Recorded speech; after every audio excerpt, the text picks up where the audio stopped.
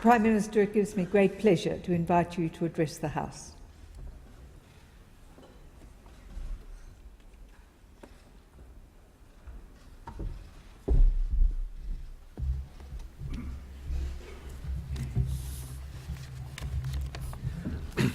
The Honourable Tony Abbott, MP, Prime Minister of Australia. The Honourable Bronwyn Bishop, MP, Speaker of the House of Representatives. Senator, the Honourable Stephen Perry, President of the Senate. The Honourable Bill Shorten, MP, Leader of the Opposition.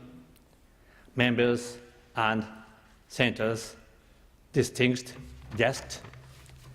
I would like to respectfully acknowledge the traditional owners of the land on which this event is taking place and their elders, past and present. Now, ladies and gentlemen, when we Japanese started out again after the Second World War, we thought long and hard over what had happened in the past and came to make a vow for peace with their whole hearts. We Japanese have followed the path until the present day. We will never let the horrors of the past centuries' history repeat themselves. This vow that Japan made after the war is still fully alive today. It will never change going forward. There's no question at all about this point. I stand here in the Australian Legislative Chamber to state this vow to you, solemnly and proudly. Our fathers and grandfathers lived in a time that saw Kokoda and Sandakan. How many young Australians with bright futures to come lost their lives? And for those who made it through the war, how much trauma did they feel even years and years later from these painful memories? I can find absolutely no words to say. I can only stay humble against the evils and horrors of history. May I most humbly speak for Japan and on behalf of the Japanese people here in sending my most sincere condolences towards the many souls who lost their lives. There is a story from 1968 that pulls at my heartstrings even now. Australia invited a Japanese woman to come here. Her name was Matsue Matsuo, and she was 83 years old. She accepted Australia's invitation and, in memory of her son, poured Japanese sake into Sydney Bay. Her son was on a small submarine that had sunk in Sydney Bay during an attack on Australia. The people of Australia kept his valor in memory. So many years and brought over the brave soldier's mother from Japan. This is so beautifully open-minded. Hostility to Japan must go. It is better to hope than always to remember. These are the words of Prime Minister Aoji Menzies when he restarted Australia-Japan ties after the war. Again, speaking both for Japan and for the Japanese people, I wish to state my great and wholehearted gratitude for the spirit of tolerance and for the friendship that Australia has shown to Japan. When in Japan, we'll never forget your open-minded spirit, nor the past history between us. Prime Minister Menzies was the first to welcome a Japanese Prime Minister to Australia after the war. That was 57 years ago. We signed a commerce treaty between us that propelled us on the road to prosperity, which we still enjoy today. It was my grandfather, Nobusuke Kishi, who signed it. This was the start of Australian coal, iron ore, and natural gas coming into Japan. The second coming of Japan's industry after the war first became possible through the help of Australia, indispensable partner. Just as Prime Minister Menzies and my grandfather did, Prime Minister Tony Abbott and I hope to make a truly new base for our relations. This afternoon, Prime Minister Abbott and I will sign the Japan-Australia Economic Partnership Agreement. 7 years ago, when our talks on this EPA began, many asked if we would ever see this day. I think even many members of this honourable body felt the same way. Let us congratulate each other for the many efforts that brought us here today. The next step for us will be that TPP, after that RCEP, and then the EFTA. Let us work forward together, Australia and Japan, with no limit. Yes, we can do it. After all, when Prime Minister Malcolm Fraser and Japan's Prime Minister Masayoshi Ohira said that the creation of a Pacific community was a significant long-term objective, we built the cornerstone for APEC. That was no less than 34 years ago. Visions always come from a longitude of 135 degrees east, do they not?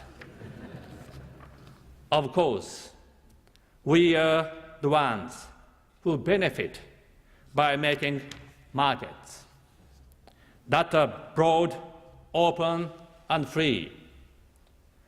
Ladies and gentlemen, opening up Japan's economy and society is one of the major engines for my growth strategy. I'm now working to reform systems and norms that have not changed in many decades. Japan will grow by increasing its productivity while keeping good fiscal discipline. To do that, I will become like a drill bit myself, breaking through the vested interests and the norms that have deep roots. Reforms are now starting in the fields of agriculture, energy policy, and medicine. For the first time in decades, we also started to reform all norms in our labor regulations. Since the beginning, I have stressed that I want to make Japan a place where women shine. I have also said time and again that for non-Japanese with a can-do spirit and ability, Japan and Japanese society must be a beacon of hope. This EPA with Australia will be a great catalyst to spark further changes as we open up Japan's economy. It will also give us a great push forward as we work towards the TPP. Japan and Australia have deepened our economic ties. We will now join up in a scrum, just like in rugby, to nurture our regional and world order and to safeguard peace. Today, I stand in front of you who represent the people of Australia and state solemnly that now Japan and Australia will finally use our relationship of trust, which has stood up through the trials of history in our cooperation in the area of security. Australia and Japan have now freed ourselves from one old layer and are now moving towards a new special relationship. Prime Minister Abe and I confirmed that already on April 7 in Tokyo. Today, Prime Minister Abe and I will sign an agreement concerning the transfer of defense equipment and technology that will make the first cut, engraving the special relationship in our future history. That is not all. So far as national security goes, Japan has been self-absorbed for a long time. Now, Japan has built a determination. As a nation that longs for permanent peace in the world, and as a country whose economy is among the biggest, Japan is now determined to do more to enhance peace in the region and peace in the world. Ladies and gentlemen, it is to put that determination into concrete action that Japan has chosen to strengthen its ties with Australia. Yes, our countries both love peace. We value freedom and democracy, and we hold human rights and the rule of law dear. Today is a day that we bring life to our new special relationship. To make its birthday today, I should have brought a huge cake to share a piece with every one of you. There are many things Japan and Australia can do together by each of us joining hands with the United States, an ally for both our nations. Japan is now working to change its legal basis for security so that we can act jointly with other countries in as many ways as possible. We want to make Japan a country that will work to build an international order that upholds the rule of law. Our desire is to make Japan a country that is all the more willing to contribute to peace in the region and beyond. It is for this reason that Japan has raised the banner of proactive contribution to peace. Whatever we decide to do, I will tell you that Japan will continue to work together with our neighbor at longitude of 135 degrees east. This is why we have made this special relationship. Let us join together all the more in order to make the vast seas from the Pacific Ocean to the Indian and those skies open and free. In everything we say and do, we must follow the law and never fall back onto force or coercion.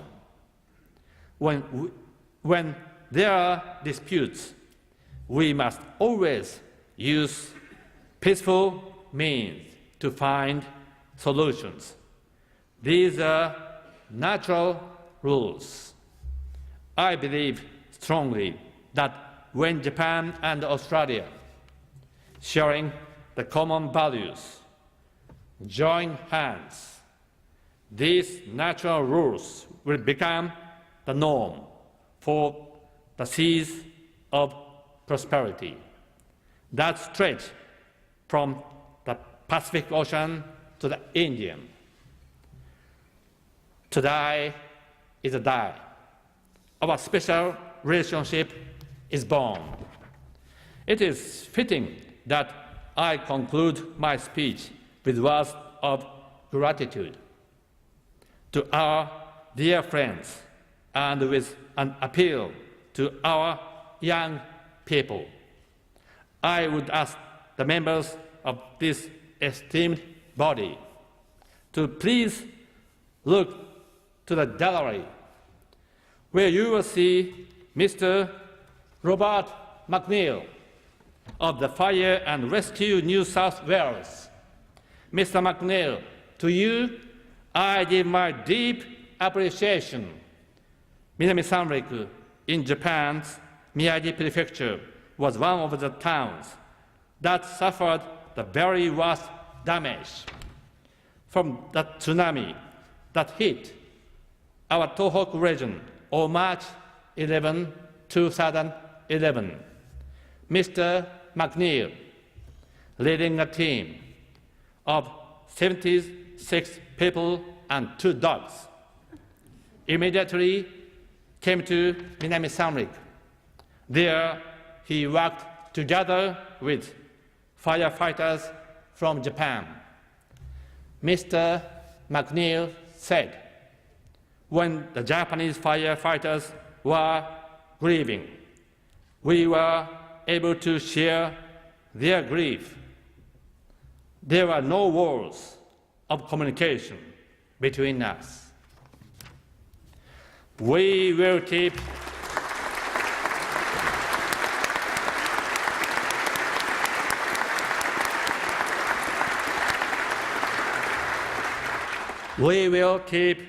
his words in our hearts warmly forever.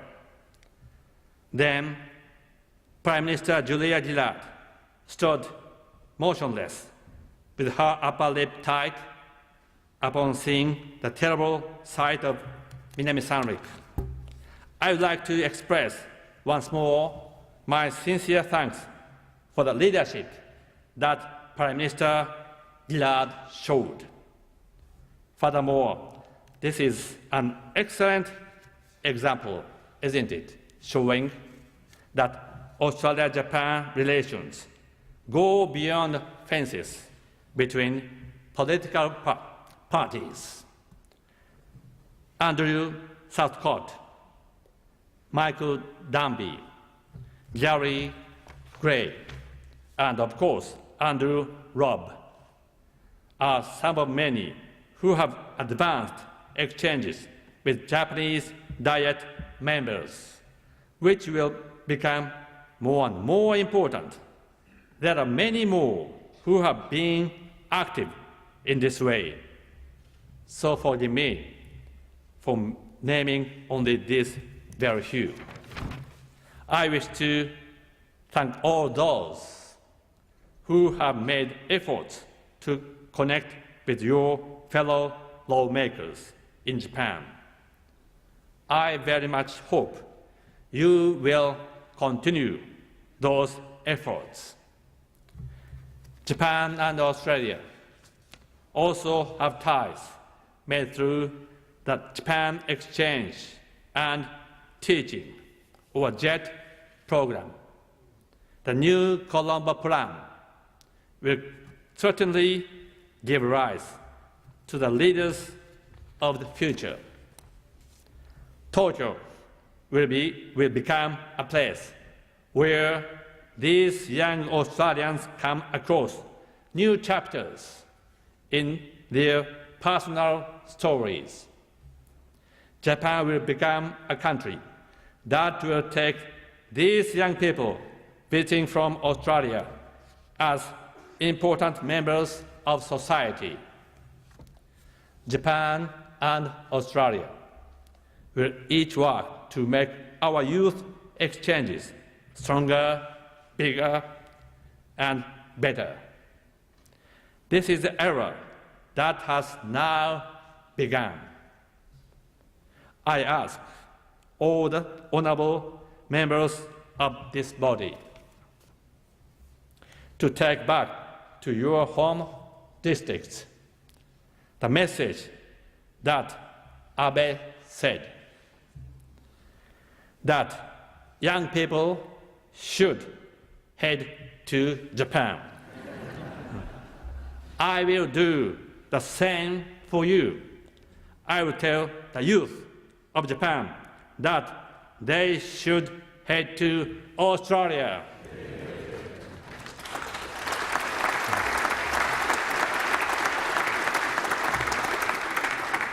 In 2020, Tokyo will once again host the Olympic and Paralympic Games. As for me, I watched the 1964 Olympics, and I saw one of the many who were dazzled by the power of Miss Dawn Fraser, who is in the gallery today.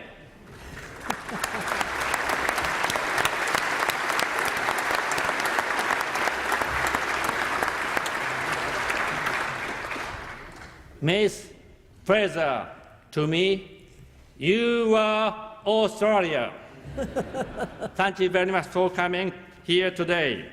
What spirited athletes will you send to Tokyo in 6 years? We all look forward to seeing that. Miss Fraser Dawn, I hope we see you in good shape in Tokyo once more in 2020. I hope very much that you bring forth a new dawn to Japan and a new dawn to the future of Australia-Japan relations. Thank you very much.